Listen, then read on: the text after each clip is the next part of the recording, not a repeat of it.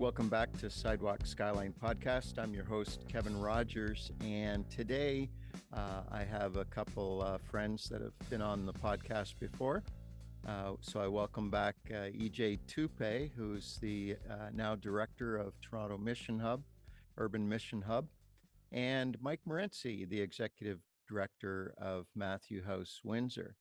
And we're going to be talking today about a story that has been unfolding in Toronto and Ontario news over the last 3-4 months, back into the summer anyways.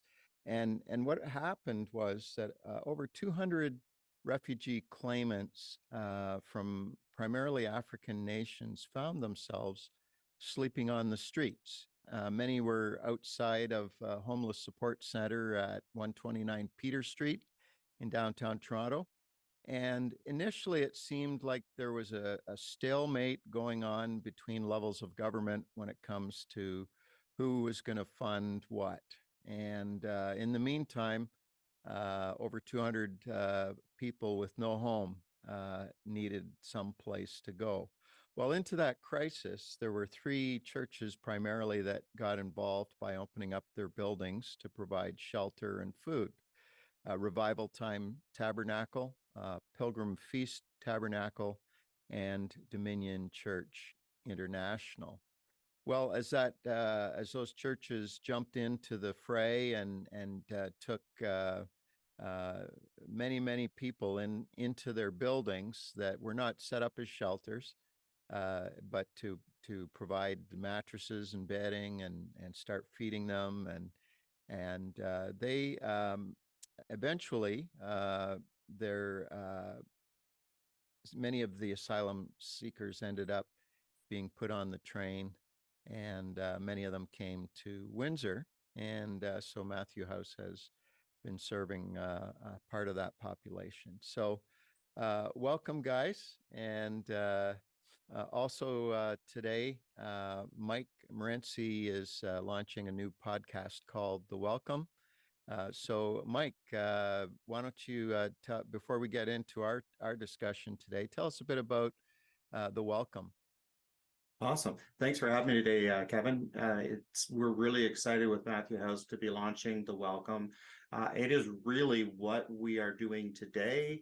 Continuing on, we will be inviting municipal leaders, provincial leaders, leaders of refugee shelters, leaders of churches, and refugees themselves onto The Welcome to discuss how we as churches and community organizations can ensure that newcomers feel welcome and feel that they are part of our community, that they have the services and supports they need to very quickly thrive in our communities and integrate in our churches, integrate in our workplaces, integrate in our schools. So we're not launched yet. I hope by the end of November that it'll be live on various platforms. So watch for The Welcome coming soon. Well, we'll be promoting it here as well. We'll put that name into the show notes, and once it's launched, it should show up on the podcast platforms, and we'll do what we can to help cross promote. Absolutely. Yeah, EJ, so I introduced you as the director of Toronto Urban Mission Hub, and that's part of another thing that's been going on for a year or two. Do you want to just talk a little bit about Toronto Urban Mission Hub and your role with that? Yeah, so I guess 2 years ago now, so weird. 2 years ago, I was asked to step in as an interim pastor here at Danforth, what used to be called Danforth Community Church. And while we were doing the transition, it just kind of came up that perhaps there was a way to allow ministry to continue here, but a different way of doing the leadership structure. We have a shortage of urban ministry leaders, which is partially why I do our city. They're all in Windsor. So, I hate to break it to you. Yeah. Urban leaders don't grow in trees in Toronto, it seems. And also, this church, this still had some vitality. So we suggested for them to become a satellite of Stone Church. But before this whole transition happened, there was already a dialogue between Mission Canada to start an urban mission hub. At that moment, we didn't know what that meant. Um, Kevin and Brian just loved the idea, but the actual practice of it, we don't know. I didn't know either. Nobody knew. So when the transition happened, then the dialogue moved forward about what does an urban mission hub look like, and that's kind of what it's just been I can't say accidental progression, because usually it's there's a holy progression going on. That God had a plan, and we're just getting on it. And so yeah, in a short time, I've been here launching a shared space. So this is going to be a shared co-working space. So the idea is, how can we come up with new ways of sharing resources in the city? And also, how can we come up with new ways of sharing our knowledge of resource with each other? So out of this space now, we launched a food bank together. So I'm serving as a volunteer director, helping with the operations. That was an accident. For those of you who have known me a long time, I've never talked about food insecurity, and all of a sudden, here's a food bank. And then segue to our situation now. I've also never talked about refugees. I've mostly talked about homeless people and drug dealers and my neighbors. And here I am in the middle of a refugee crisis in my city. Because they're part of your city. That's right. In my, yeah, when your primary posture is presence, it changes what you do, right? And it's fascinating how in community, there's this guy named John Perkins Jr. So he started this thing called Christian Community Development. And so presence is a primary thing for him. And I've been a big disciple of the CCDA. I'd like to say I've been a practitioner of it for about 15 years. And so with presence being my primary role, that manifests in different ways in different seasons. So now it's assisting Dominion Church in whatever way I can. Yeah. So EJ, maybe you can just kind of, I mean, you've been closely associated as the story was developing. Maybe you can just fill us in on what happened and how you ended up being led into an involvement with it. Yeah. So there's been a overtaxed shelter system in my city for the past 5 years. So I have friends of mine that are shelter directors, and their capacity has been at over 100% for the past 5 years. So what that means is amount of beds available versus people, and they usually go over, especially during the winter time. And so before this whole thing happened, that was already the situation. And then this summer, I guess there's been a slow trickle of African refugees that have been arriving.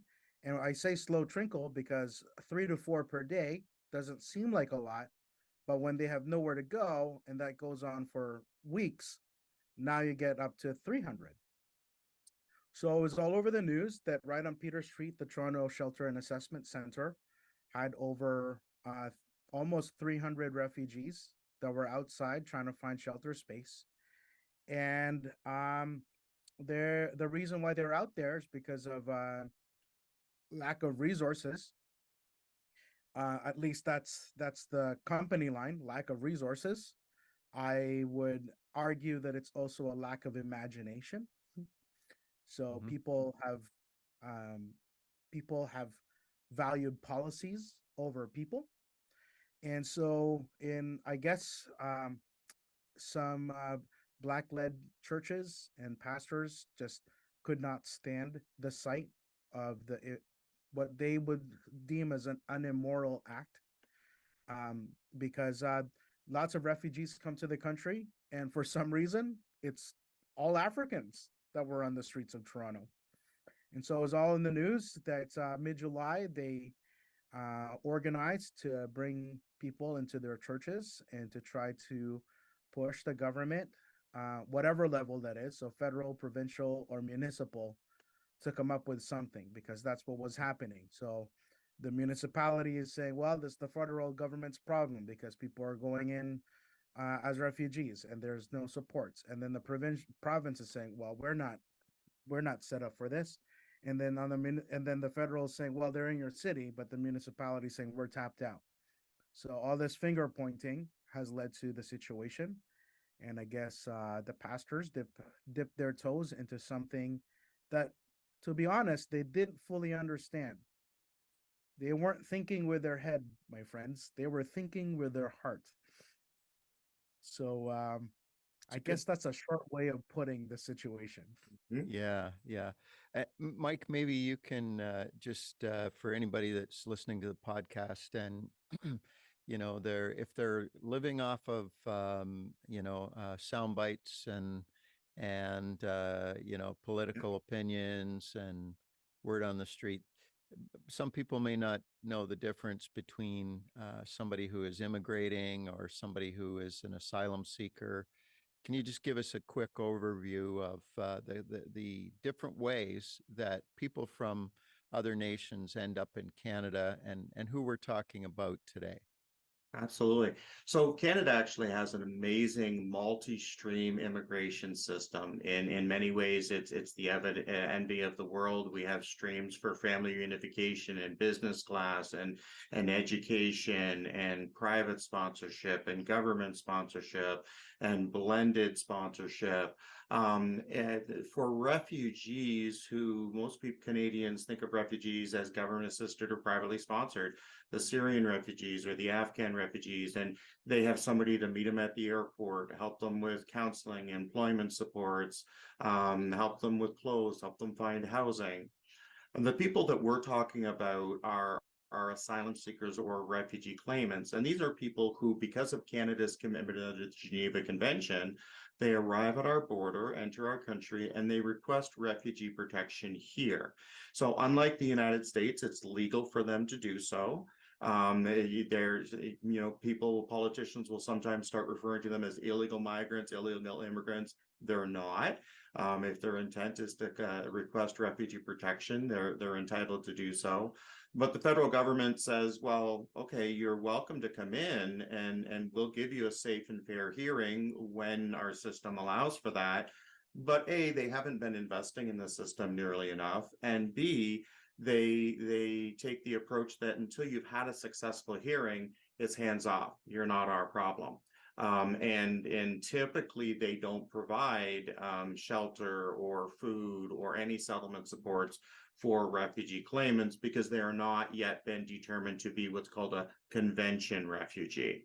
But the reality is that asylum seekers are 3 to 5 years at least behind other refugees. So government-assisted refugees, privately sponsored refugees arrive here with their permanent resident status, with their work permit, with all those other supports.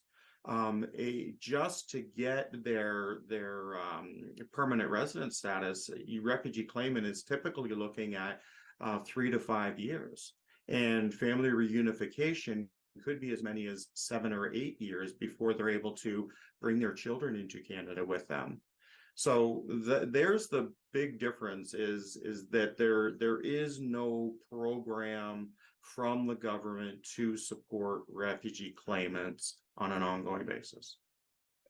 Yeah, and I think that our discussion today, the people we're talking about are those asylum seekers. They are the most at risk, the most vulnerable, the ones that are very likely to be homeless if somebody like Matthew House or Dominion Church or some of the others that have stepped up.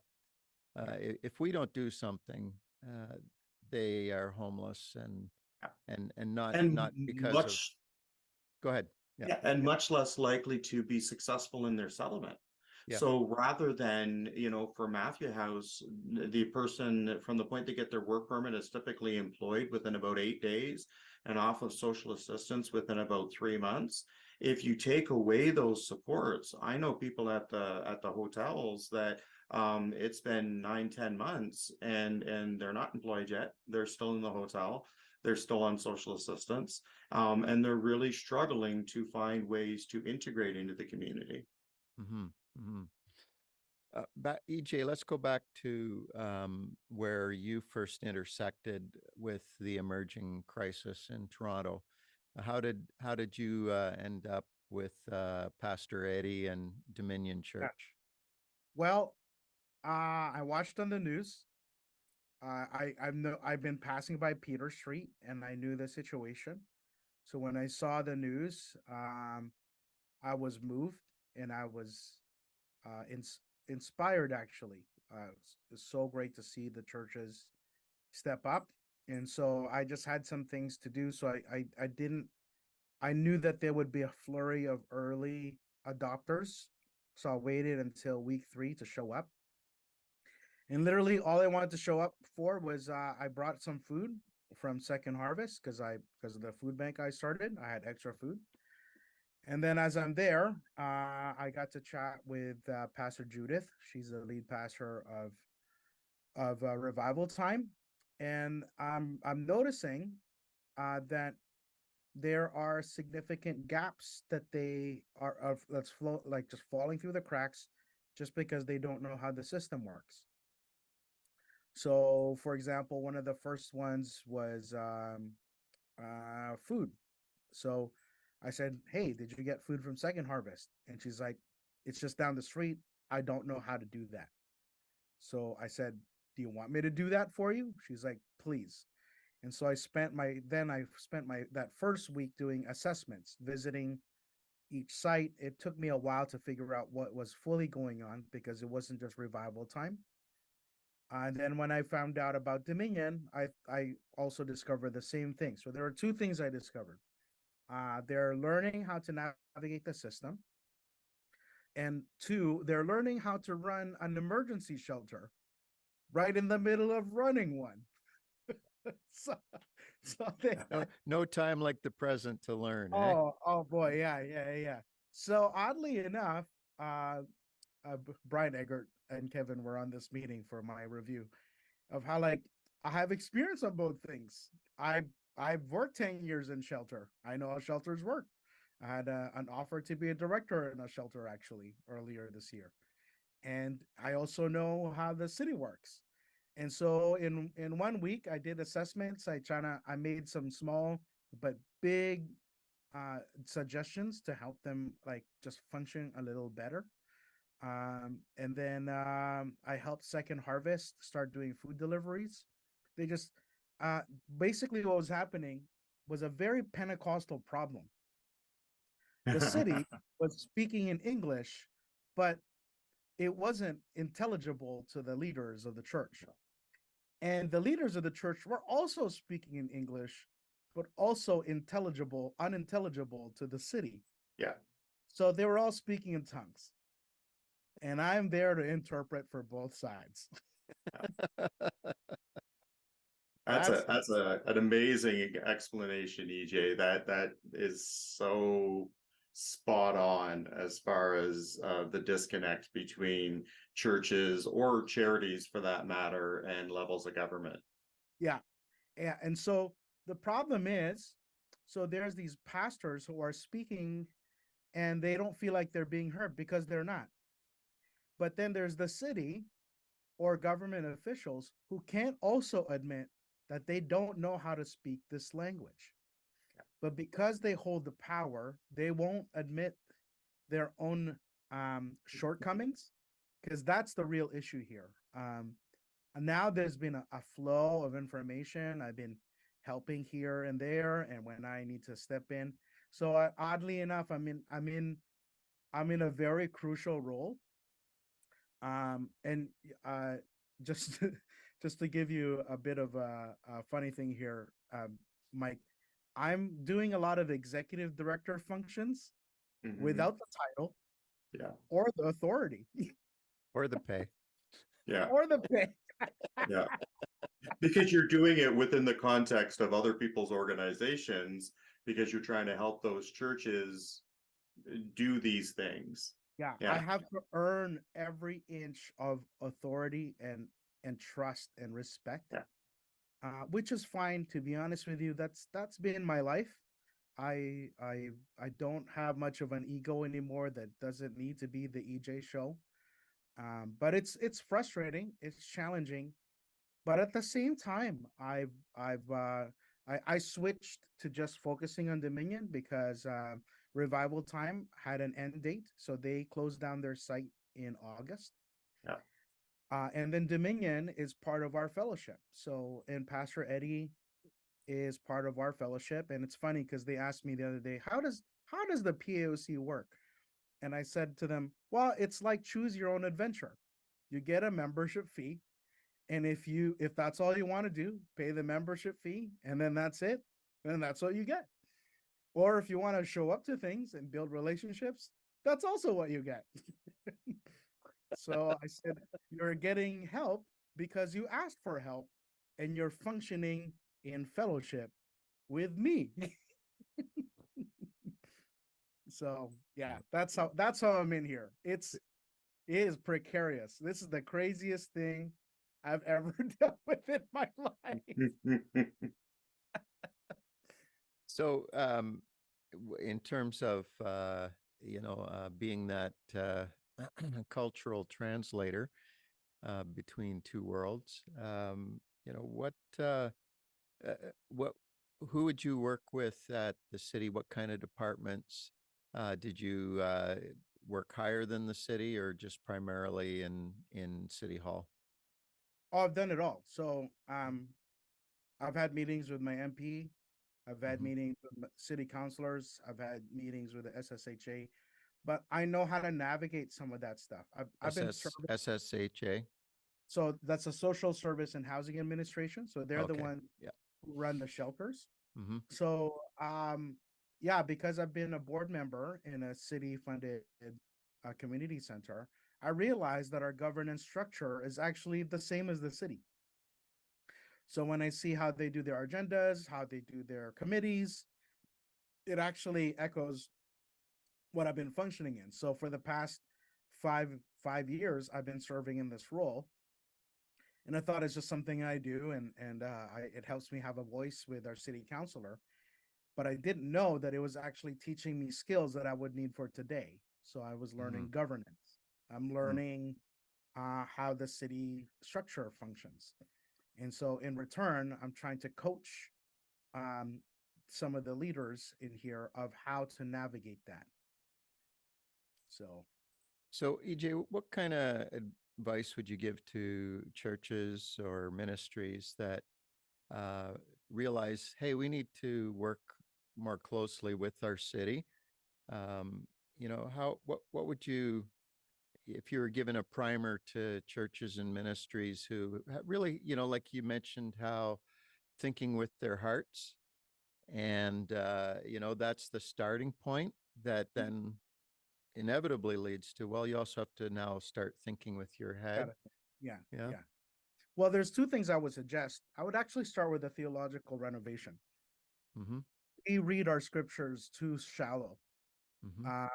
I think we read it like chicken soup for the soul, and we read the Old Testament like, how can I make this passage make me feel good? Yeah. Right? Or like, what do I? And that's not bad. I'm not saying that's a bad way of reading scripture. It's just incomplete. Yeah. Like, if you read through Exodus, Leviticus, Deuteronomy, all the stuff that people don't like, I actually read it very differently now. That's holy governance. Yeah. That is And holy it's not governance. about us. It's Yes, about the kingdom. The whole Bible, front to back, that's is right. not about us. It's about the kingdom. Yeah. And so we need to read the scriptures that way. All of a sudden, it's like, wait, maybe God had some brilliant ideas of how things should run. There's an idea. But second of all, I think we need to realize that we are not in the power seat. That in we need to earn the right to be heard. And how you earn the right to be heard is you posture yourself as a servant. And I know both of you would know this well. When we're serving marginalized populations, most of their lives they have been disappointed by people in power. And so flexing any power or authority is just you're just asking to be told to F off. That's that's what you're asking for. But if you posture yourself as a servant, as helpful, one day you get to call in your chips. It's almost like Nehemiah. You know, people like that idea when Nehemiah got that great fundraising campaign and got all that money. But scripture was silent on what it took for him to get to that moment. That for him to be the cupbearer of the king, he needed to serve. He needed to earn that spot. And And he needed to risk his life by speaking out, right? I, Nehemiah didn't yeah, keep his mouth shut when he should have as that cupbearer, but he said, hey, there's a problem. yeah, yeah. And perfect example. I'm seeing God's word playing out in all of this, in Yeah. all of this. And you know, and I'll be honest, sometimes I go to church and it's like again, like chicken soup for the soul. Isn't the word more more powerful than this? You know, it's and so that those are some two suggestions I would say, you know, like and it's important to start with the word. Yeah. I think that's the most important part. Sometimes I think people want to be swayed by pragmatism. Mm-hmm. So in order to get influence and power, I have to compromise on serving God. I actually don't believe that, and I have friends of mine that I'm not going to name names, but I wonder whether they've compromised their faith. They've compromised walking the Jesus way in order to be postured a certain way. Mm-hmm. So, yeah, a couple good thoughts there. A theological renovation and coming as a servant to earn uh, the trust to establish your willing character. Yeah. EJ, so in the work that you've been doing, it's been a lot of the strategic work around it. Have you also had a chance to mix and mingle with the folks staying in shelter as well? I try not to, Yeah. not because I don't love them, Mm-hmm. but because I know I will lose it. Crying. I can already predict what kind of stories I'll be hearing. I've been serving Yeah. marginalized people for 18 years, so it's what I can already predict what I'm going to hear. I mean, Mm-hmm. I do obviously. If someone talks to me, I'm not going to be like, "No, sorry, go go away." Get out of my lane. Yeah. Yeah, I know. I chat but right now they need more than just my listening ear. Yeah. They need my harnessed anger. I'm so angry for them. I'm so angry for them Yeah. that they were left out on a lurch. And they need me to sit back and do emails. They need me to and to be honest, it's a new season for me to do that. I've been always the guy who've been giving the service directly, and that's a wonderful exchange. I've benefited from that for years. But now I think this season is God has called me to serve people from afar. So even the food bank that I run, we have served over 150 family types here now, and only 3 people have talked to me. They never see me, um, and and um, and it's the same here. I want the people from the church to be the hands and feet, Yeah. um, and Absolutely. I'm on the background. But you know, like it's funny. This Saturday, I led a church group to come and help with just setting up shelves, which they didn't think was important. I'm like, no, trust me, it's important. And yeah, it helped organize how their flow is. And man, there were no incidents this week because of that. A small thing like shelves, like that's the stuff I think about. And one guy, Pastor Steve, from Ennisville Community Church, he had a truck full of jackets and winter gear, and of course, everyone's freaking out about winter, right? It's their first winter, and Pastor Steve was getting followed like a mother duckling, and Bill.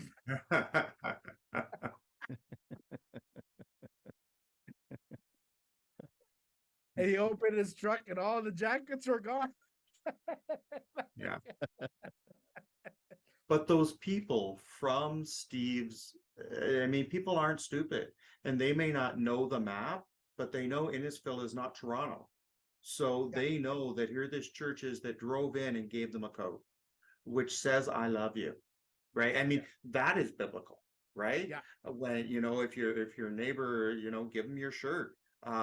So those people know that this church invested in them as a person, invested in a very core basic need. Yeah, they're still shaking. I mean, Pastor Steve, I asked him how are the people doing. They said that drive home was emotional. Because imagine a sanctuary filled with um filled with beds. Actually, can I show a photo? Yeah. Am I let me show you Let a me photo. see. So if podcast listeners, you won't be able to see it, but we can. If EJ sends it to me, I'll put it in the show notes. And if you're watching on YouTube, EJ, you should be able to share screen here. Yeah. This is what their sanctuary looks like. This is which church? Dominion. This is Dominion. Which actually, compared to some of the ones that I've seen, looks pretty good. Oh, I know. I know. Right. And honestly, and I've worked in shelters a long time. Yeah. And of course, physically, this is not the best setup. Yeah. But man, people are getting treated like human beings. Yeah. I advised them earlier on because the volunteers are saying it's so much work. And I said, well, why don't you involve people to help you? Oh, and so now, like every time we're there, like everyone feels like they are part of their own shelter. Yeah. They help with the cooking, they help with the setting up, they help with the cleaning, they help with also they have ownership. And I'm hearing people speak in their heart African language. Yeah. I never see that in shelter. So there are some incredible lessons happening here. And it's funny, the city will talk about Toronto shelter standards, right? I love harping on that policy document because as much as they talk about standards of how people should be sheltered, that same policy is why it costs so much to run a shelter. And that same policy is the reason that allowed people to sleep outside. Yeah. Meanwhile, Pastor Eddie's shelter standard is written on his heart. No African brother or sister of mine sleeps outside. Oh, I love that. So whose shelter standard should we go with? Yeah. Right? And Pastor Eddie doesn't know how to run a shelter. This dude has no idea what he's doing. And he'll tell you that. I appreciate his, it's also the sweetest thing here too, when we see arrogance in church leadership, there's just something foul about it. But man, I see this guy who knows he's in over his head. And so he asks for help. Mm-hmm. He asks for help because his heart is not overwhelmed. His heart is in the right place. Who wouldn't serve with a guy like that any day? Any day. Absolutely. So, EJ, a couple questions I want to ask. First of all, first question would be about some of the the shelter costs. What did Dominion Church and others take on when they opened their doors in terms of the cost of doing that? And secondly, um, they eventually had to vacate from those premises, and so maybe you can tell us that story as well. Yeah. This goes on to the Windsor thing. So, pre-pandemic rates, there's this thing called per diem rates. Per diem is it's a business term, how much the city will pay per person per night who's in a shelter. So the pre-pandemic rate was $55 per person per night. This is pre-pandemic. That's no longer the number now. I can't get the exact number of what it is, so I don't want to say it, but it's higher than $55 per person per night.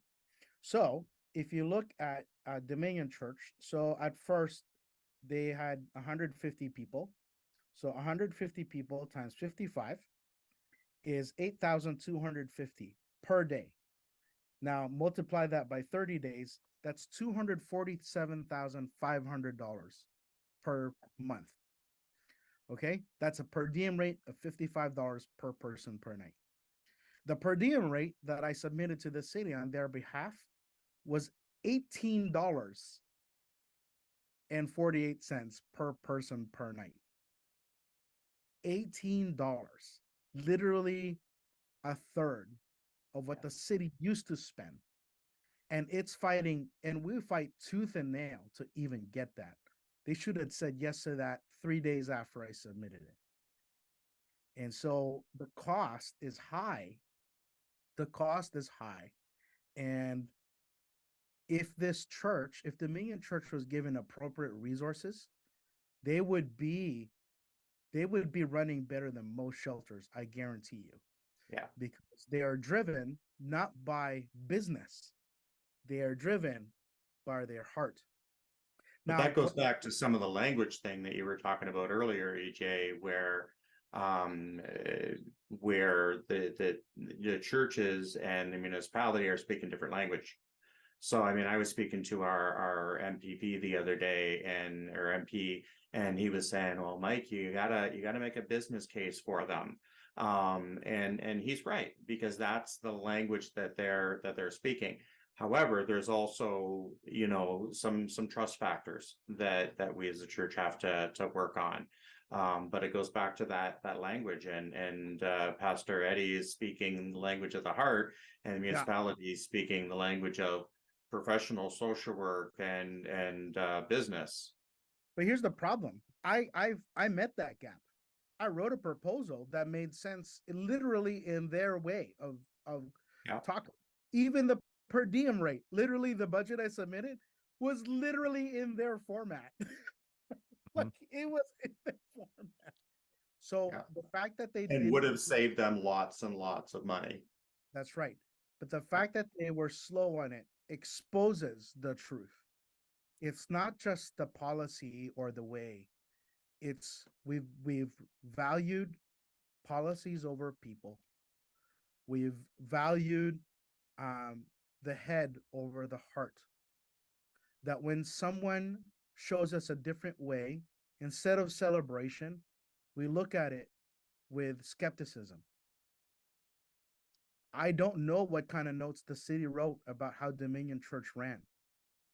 I don't know what kind of notes they said about, or even Revivaltime. I can already predict that they wrote some red flags, but then, like, are they writing red flags about how they run things, about their own staff, about how their own shelters run?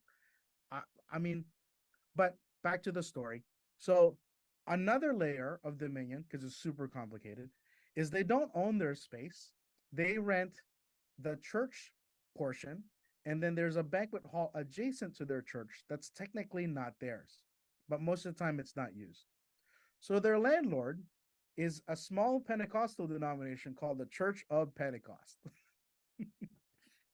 So the Church of Pentecost does not want refugees in their space. So now, on top of the city, there's a landlord that doesn't want this to go on.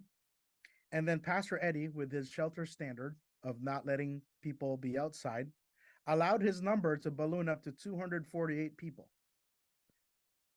So, because he's not thinking with his head, he's thinking with his heart. Yeah. Right. And then this was going on for a few weeks. We told the city, this is going on, do something, no response. We even almost ran out of food. Told the city, no response. We had to make up, I needed to figure out how to do MOUs, and anyways, they don't know how to do that. And then one day I get a phone call on a Wednesday night. Pastor Eddie calls me in frantic, a number of people, Alexa, there's a bunch of us that have stepped up to work together. And essentially the landlord ordered the 100 people sleeping in the banquet hall to get out because they needed to prep for banquets that were happening for Thanksgiving. Because that's more important. Yeah, let's be thankful. Well, yeah, let's you laugh or you cry. Like, I don't. Yeah. Yeah. I mean, even if there's a nuanced explanation, those are the facts. Those are the facts. And so so it took all night to convince them to buy them one day. And then the IRCC already had agreed to get 25 people. And because of the urgency, they bumped it up to 92. We'll take them to Windsor. And so magically, the next day, we had a meeting with a city councilor, Councilor Bravo, who said nothing. She said a lot of something and said nothing. And so literally after the meeting, I was in the room with the other Black pastors and Alexa Gilmore, and we knew that we got worked. We just got worked. Yeah. But now we're like, okay, we need to buy one night so that people don't sleep outside before they get on that bus. And so a United minister, their church is down here, down the street here, Eastminster, agreed to house the 100 people for one night. So we got buses, city buses, to move them there. Awesome. And then they landed in Windsor. And then I saw the news story that they landed with you. So we got this Windsor, the Toronto Windsor Railroad, and what and that's not unlike municipalities to send people that they can't support to another community, hoping that the other community can support them. Yeah. Yeah. As a matter of fact, pre-COVID, the city of Toronto was paying a couple of organizations in Toronto we worked with. They were paying X amount of dollars for them to find shelter for them in other communities. So we actually partnered with one of our faith-based Christian shelters in Toronto, FCJ Refugee Center, and had a number of refugee families come to Windsor back in 2019, 2020, paid for by the city of Toronto. Like they paid for their shelter for the first 3 months here in Windsor because they're trying to clear them out of Toronto. I'm almost curious what the per diem rate was. That would have been great to know. Yeah. Bet you it's higher than 55 or 18. Yeah. We could talk off broadcast on that one. So Mike, maybe you can pick up the story here as people arrive in Windsor. What's your role with Matthew House? How did that intersect? Well, let me actually take a little bit of a step back because, I mean, Matthew House turned 20 this year, and we are recognized by Canada Border Services as the lead agency for refugee claimants in this area. However, that recognition from CBSA doesn't necessarily translate to municipality, the province, the feds, IRCC funded agencies. So a lot of the interpreting and adapting to the different communications and expectations that EJ talked about are a daily struggle for us as well. Because whether people are in a gymnasium or they're in our facility, they're still refugee claimants. And we've been watching very closely the numbers of asylum seekers coming into Canada as it has gone up and up and up and up and up. So, I mean, pre-2017, we had a 15-year national average of about 27,000 refugee claimants entering the country. 2019, the last full year before COVID, we had 65,040. 2021, we had,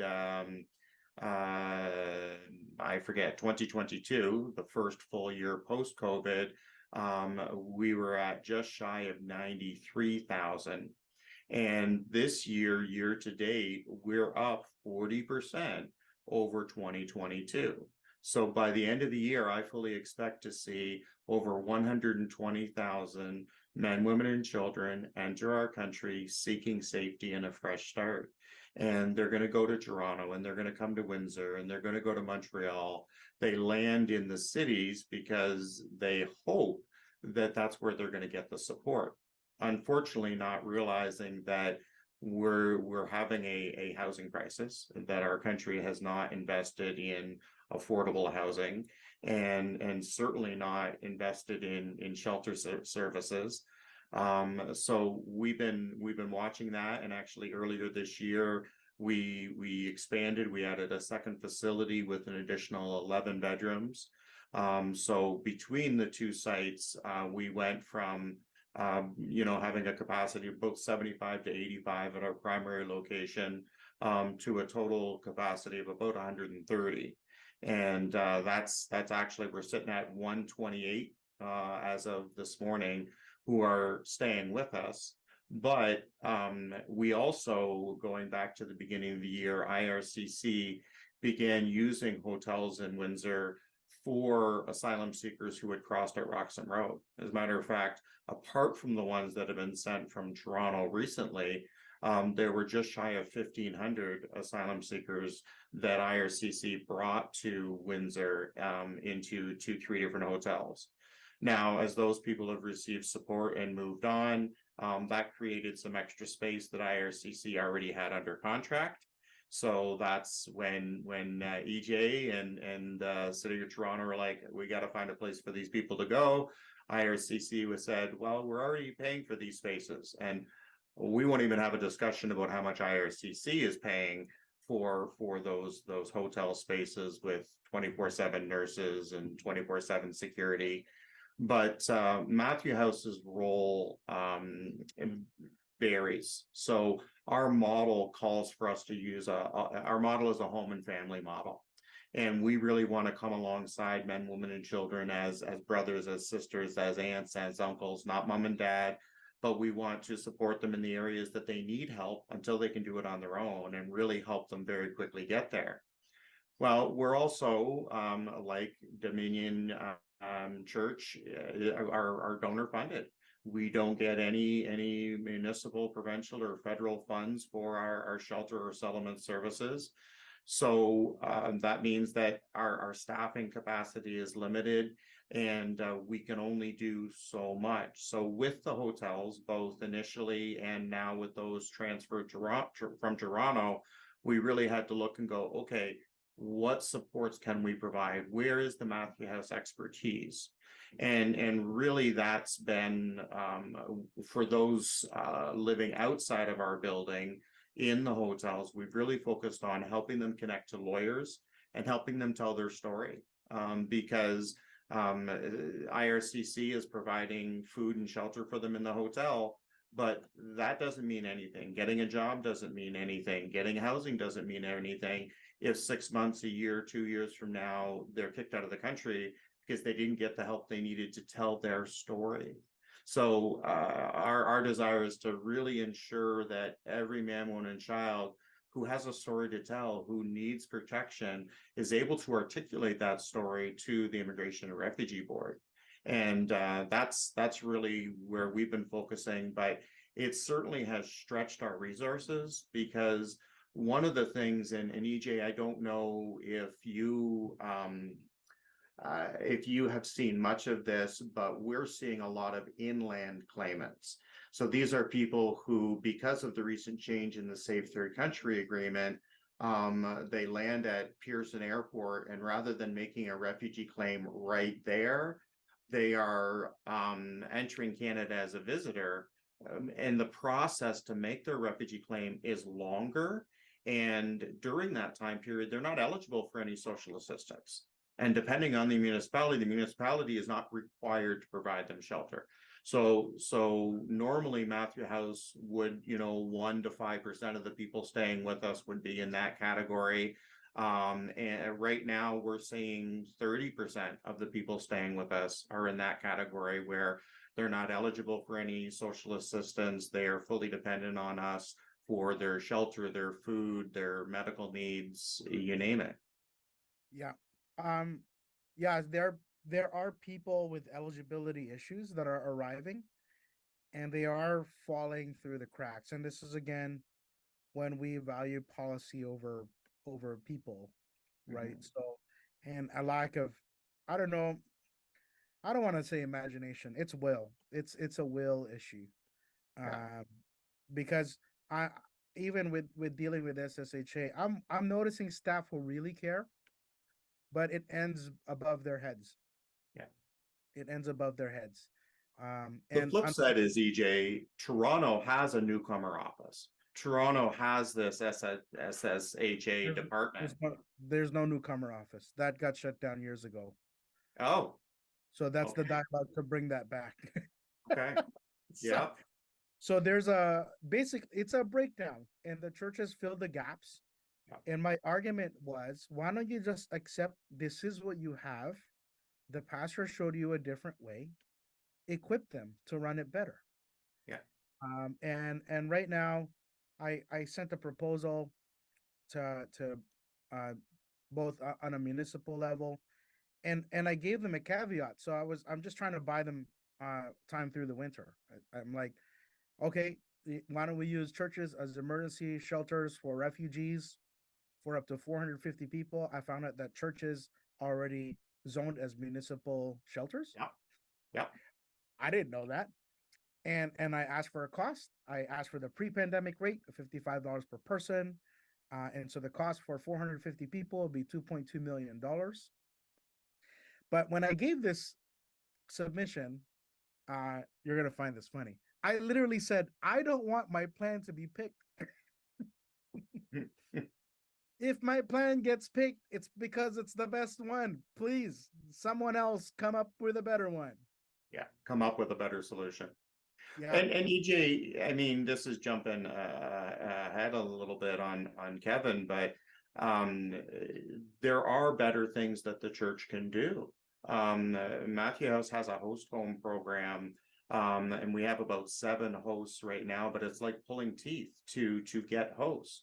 But how many Christians in Toronto, how many Christians in Windsor, Essex have a spare bedroom, have a finished basement, could welcome these people into their home as brothers and sisters, and that, if even if they was just Ontario Works shelter and basic needs amount that they were getting, but then they would be in a home, not a gymnasium, not a sanctuary, not a hotel, but somewhere where they can connect with people who care about them. And that to me is if we could get to that place, that's the game changer.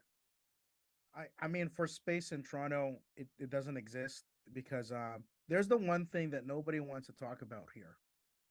Greed. Greed is the root of a lot of the issues here. Why the houses cost so much, why apartments cost so much. Some Paul guy said something about the love of money being the root of all evil. Yeah. I guess he made sense. Yeah, I mean, nobody wants to talk about that, right? There's all these programs that people talk about. But really, if people didn't want to maximize their profits and didn't want to maximize how much they earn, or they use this funny term. I watched an interview where this landlord was talking about quality of life. I want to maintain my quality of life. Oh, I'm sorry. That's what you live for, your quality Right. of life. Like, we are stewards of what we have. It's almost like a funny illusion of the enemy for people to believe that they actually own anything. We don't take anything when we die. I find it fascinating. I attended 2 very hard funerals as a late, friends of mine who are my contemporaries, and it hit home because they're around my age, and we're on our new trajectories of ministry, starting to formalize new things, and it was sad to see them go.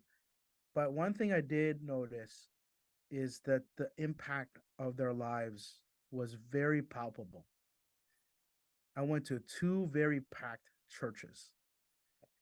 And, it's funny how we don't live in a world where people are challenged to think about the end. People think about how much they own, how much they have, instead of thinking, when I die, what will be said about me? Who will be in my funeral? Will my funeral be packed? because of the lives that I was able to impact. You know, it's and as Christians, that should be the currency that we live in. We live in the currency of the future kingdom, not this kingdom, the future one. You know, so I agree with you that if we model the way of sharing resources, maybe that's another way. But the root of a lot of this, just people just want money. Business case. Give me a business case to care for people. Yeah. But EJ, can I ask you, so what about the church? So does that desire for comfort, desire for wealth, desire for all those other things translate into the church? I'm thinking not in the case of Pastor Eddie, but when we look at the church across North America, is that one of the barriers that we're facing? Oh yeah, I mean, there's some people who write about it. Unfortunately, it's been written as post-colonial theology. I don't think it should be post. Should be pre. The early church didn't care about stuff because they were like, "Can Jesus come back now, please?" Yeah. Like we're good, we're ready. Yeah, and so the idea of exceptionalism is what post-colonial theologians talk about. They talk about theology of empire. So power, wealth being a sign of God's blessing, you know, that exists today. Yeah. And One of the greatest recurring heresies. yeah, and some would argue, yeah, it is a heresy. It is a heresy. And I don't understand how that's still a tolerated practice in many circles in church leadership. But I mean, there's this one guy who wrote this book called Unsettling Truths, Mark Charles.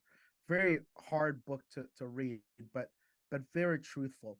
So he believes that the downward spiral of the church started not not when the church became the official religion of Rome, but when Eusebius began to change the narrative of how Caesar was seen. And Eusebius was one of the early fathers. And so for Right. him to be tethered to power, he could not criticize Caesar anymore. Yeah. So I think maybe there's a clue there that when we lose our prophetic seat, you know, being able to speak truth to power. And for Yeah. some people, that's more gentle. You can do that gentle. You can do that barking. Yeah. There's different ways to do it. But Yeah. the moment you stop your desire to speak truth to power, I don't know. That's a Jay, thing. you mentioned another theological thought about exceptionalism. Do you want to unpack that? Oh, that's like the me thing, right? Like wanting to be known, like I'm special. Oh, Of yeah, course, yeah. yeah. Of course you're Right. special, but like not at the expense of other people. Yeah. Yeah. We're all special. Yeah, we're all special. Matter of fact, some people are more special. They just need the support to get there. You've already had the support. Thanks very much. Yeah. And it's funny, right? Because it's hard to separate our personal ambition and God's will sometimes. Yeah. And the only clue I've learned so far, I could be wrong, is usually if it's bad for me but good for the kingdom, that's that's probably the good way to go. There you go. Yeah. EJ, I'm raising into the camera my shirt that I'm Boom. wearing, Our City. Let me see your shirt, EJ. All right, here we go. Boom. Yeah. So we're both wearing last year's model of the Our City Toronto conference shirt. And there's another event coming up on November 18th at Global Kingdom Ministries in Scarborough. Tell us about it, EJ. We'll promote it in the show notes as well. Yeah, well, I mean, I'm hoping this doesn't just stay a Toronto thing, but this is kind of, I'm hoping this is a rally cry for people to take ownership over their city, and that there are people who are serving in different contexts. for some reason, I'm not saying being a pastor is a bad thing, but it's not the only office in the church. There are Yeah. teachers, there are prophets, there are apostles, and so Executive actually directors. executive directors. There's all these myriad of ways, and so our city is about like, hey, how can we agree that the city matters, and maybe agree that we should be in relationship with one another, and how about we learn from each other so that we can serve our context better. So it's a celebration of who's here. So our city, this is now the fourth. I think it's my fourth time doing it. It scares me every time I do it.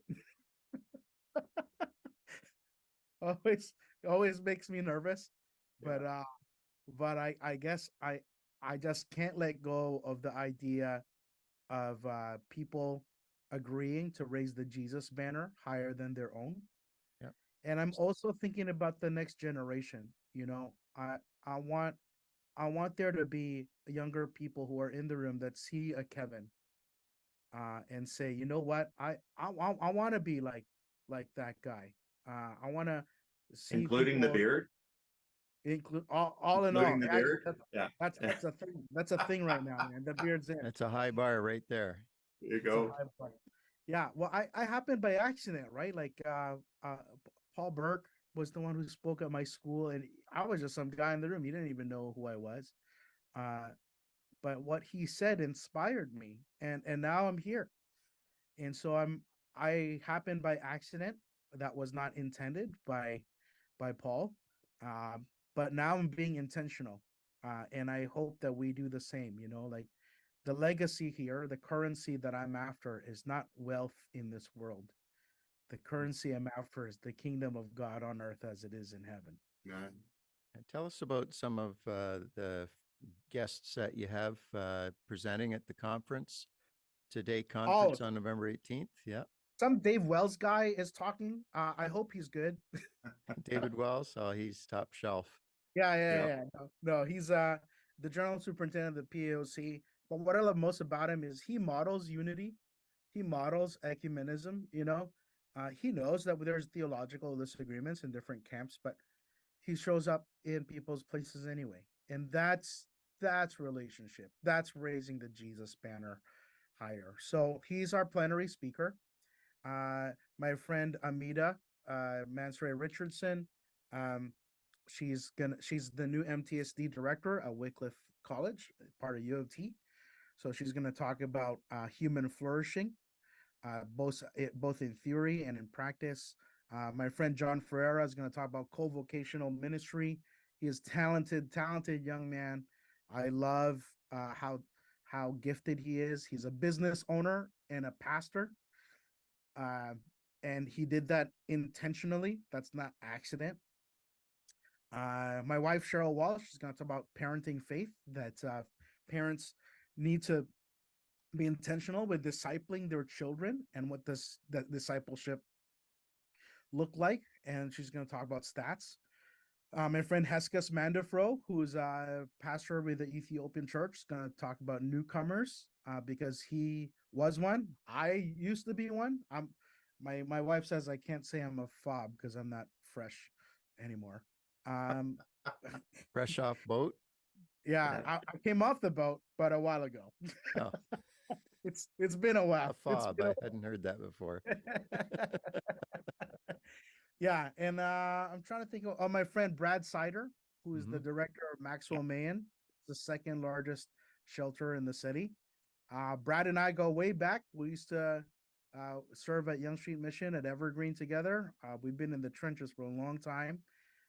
And he's just gonna have a real talk about what homelessness is about. So some of the stuff I talk about, he'll talk about it. And who else? Who else am I missing? I feel like I'm missing someone else. I think that's it. Was that was that six? I need to double check here. Hang on. Well, Uh, I'm Bernard planning Tam. on it. Bernard Tam's gonna be there. So he's with CNMA. He's part of New Ventures, and he's a micro church planter. He intentionally wants a small church in his living room. Imagine that. Why would he do that?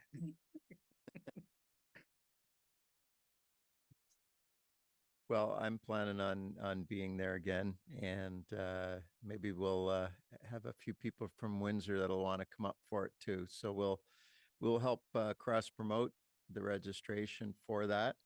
And guys, thanks for coming on today. And this is such a fascinating story that's been unfolding, and it's really just one story in a series of much larger stories of how people are being moved from one part of the world to the other, um, not because that was their dream.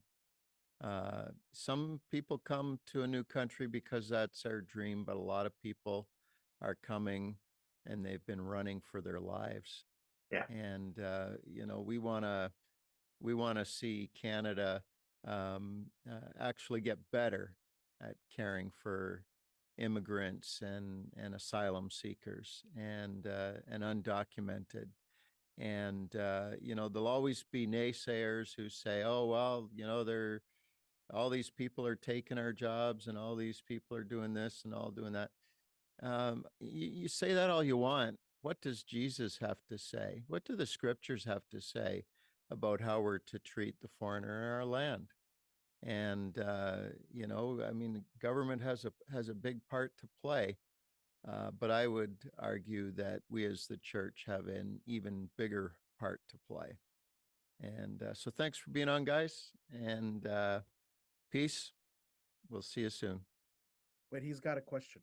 Oh, Yeah. Can oh, you keep okay. recording on your end for a minute, Kevin? Just Yeah, cut this yeah, part off yeah. or use it. No, I keep gotta, I going. gotta just a few questions. I thought you'd Um, already talked yourself out, Mike. okay, how long have we known each other? Talk myself up. Is that a thing? So EJ, I wanted to ask you, just if you could in one sentence, because as I look at the conditions around the world, and as I look at the number of those coming to our borders seeking asylum, this problem is not going away, and IRCC is not going to be able to purchase enough hotel rooms. What lessons have you learned, or what would you say to another church or community group who was looking at leaning into this space? um, I don't think we realize the power of relationships. Um, it's funny you actually don't know my story, but you actually tapped into my own story with that. I was an immigrant kid that was very lost and very angry because I moved here when I was 11, and so that's a formative time. Um, and God sent people there my way who took a holy risk to care for me. You know, an English teacher who decided to pick me up from home, take me to church. You're not supposed to do that. And that's the one time she did it. She never did it again. I guess I was terrible. No, no. Yeah, and then a youth pastor that decided to care for me intellectually. You know, like he nurtured my questioning and my challenging ways. And I had another former mentor of mine, Corvo Peters, pass away. You know, these two black men, him and Richard Chung, they showed me how to be a man. And so a lot of these formative um, uh, moments helped me to get to where I am. And so we don't fully understand the power of presence, and I think that's why it's central to my ministry. I'm trying to replicate what I experienced, because where I've landed is far greater than what I could have ever imagined. I have surpassed my own expectations of how I should be, and God had a better just had a better plan. And so I'm living proof, actually, that caring for a foreigner could could pay dividends in so many ways. So yeah, there you go. So welcome. If you that's your message really to other churches, is find a way to welcome, right? Yeah, and it doesn't have to be like make an account of what you can give, like uh and then operate in that, right? Negotiate what you can give.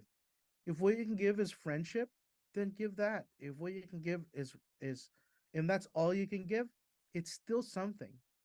You know, the worst thing we can do is to Hmm. hide what we have. When Jesus told that story about the talents, Hide and hoard.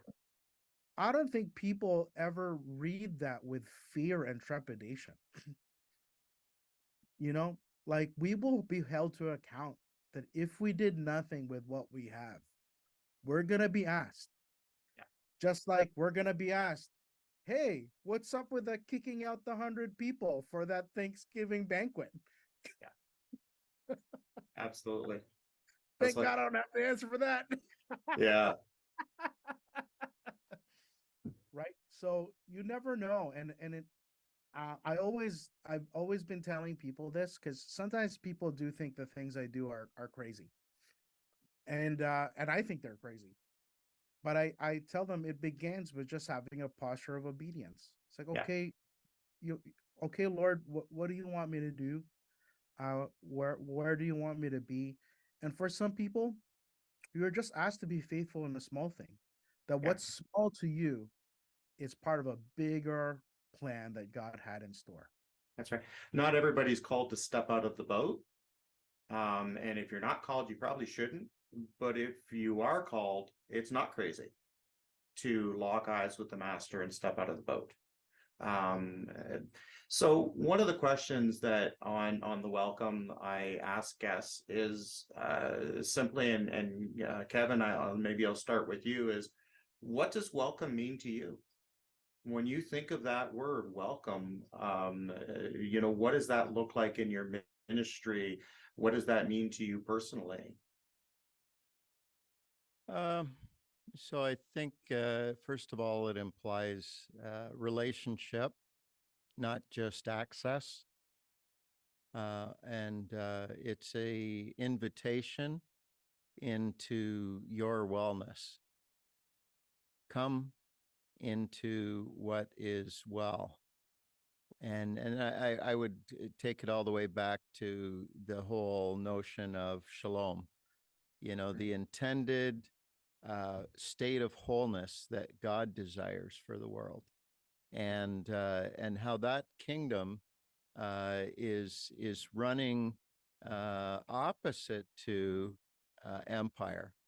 Empire says it's all about my might and my power, and about you finding your might and your power, and but it's not by might nor power, but it's the spirit of the shalom giver that makes us well, that creates community at a deeper level, so that nobody is going without, so that everybody has a place to sleep and something to eat.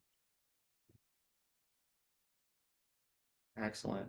And what about you, EJ? What does that concept of welcome mean to you, and what does that look like in your ministry? There's this old Denzel Washington movie called Antoine Fisher. Hmm.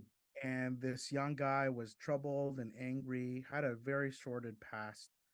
And yeah, I guess Denzel Washington was his therapist and trying to help him sort through his stuff. And in the midst of his journey, he started to find himself. But at the very end, he actually found his family. He was in the system. He was adopted out. And there's a scene at the end. They used to always make me emotional when I was young, and I'd watch it. The elder of the home is this old lady, and she knocks on the table and motions for him to come, and then she holds his face and tells him welcome. That's what welcome means. It says you're not alone. We're family. And that could be a transformative thing for so many people. Yeah. And so, yeah, that's been my ministry life. I'm it's funny what Michael's just kind of messaging me actually.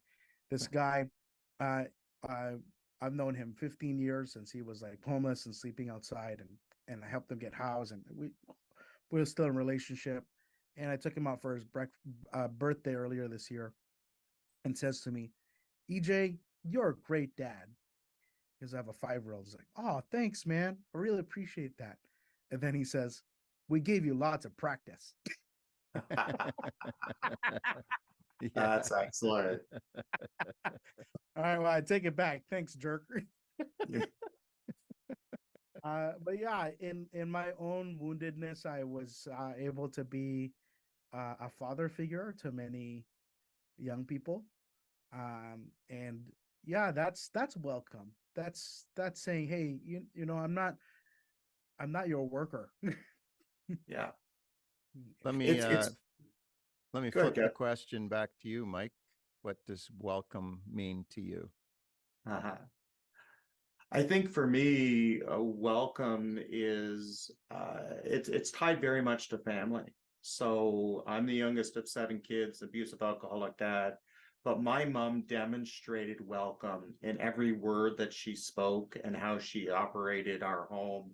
I never knew who was going to be around the table with us on any given night, even though she was out having to work full time to provide for her own kids. Anybody else that was hungry or needy was welcome at our table. And sorry, I might get a little emotional here. This idea that you are us, you are family. When my mom passed, I can't tell you how many people were at her funeral referring to Mom M, Grandma M, because that's what she was. And for me, welcome is tied very closely to hospitality, but not the hospitality that we think of in the Western sense of putting on a party, but in the sense where you are deeply welcoming that person into your life, into your home, and you are journeying with them. So that for me is what the welcome is all about, is exploring how can we as believers, as churches, as community organizations, explore ways to do that, because the social service started in the church. But at one point in time, I mean, you guys know I've spoken about this. At one point in time, the church kind of gave it over to the government, and now the government struggles to keep up to it. But we've fallen out of practice, and we need to explore these ways to welcome. In our context, I'm looking a lot at the refugee claimants, the asylum seekers, but how do we welcome the single mom? How do we welcome the person who's been struggling with addictions, alcoholism for many years? How do we welcome those struggling with mental health issues? How do we welcome the young person who has ODD? How do we welcome these people? And that's really what I want to explore. And I want to thank you guys for participating in what will be the Welcome's very first podcast. And I look forward to exploring with you guys, being at the our city conference, hopefully, and exploring ministry and welcome with you guys in the days ahead. All right. Well, you guys are always welcome on my podcast, and that's why you've been on more than once. Thank you guys. Yeah. Thanks, guys, and we'll see you soon. That was a great conversation with Mike and EJ. And, these are guys that have given their lives, their adult lives, to being community builders with Kingdom of God values. We need more of that in all of our Canadian cities. Well, on our next episode, I'm going to be having a chat with somebody who was a guest way back in season 1 when we had our race talks, Nellie Latchman. Nellie is a Mission Canada worker stationed at the University of Windsor, and just a teaser for the next episode. One of our city councilors approached Nellie to say, hey, what you're doing on campus at the university with harm reduction, would you be able to bring that to our downtown core, where there's a multitude of young adults and students that frequent the nightclubs and bars. And so we're going to hear about that, and also what else is going on in Nellie's life. She's an inspiring young woman for sure, and glad to call her a friend. So come back for our next episode. Until that time, I'm Kevin Rogers, and you're listening to Sidewalk Skyline Podcast.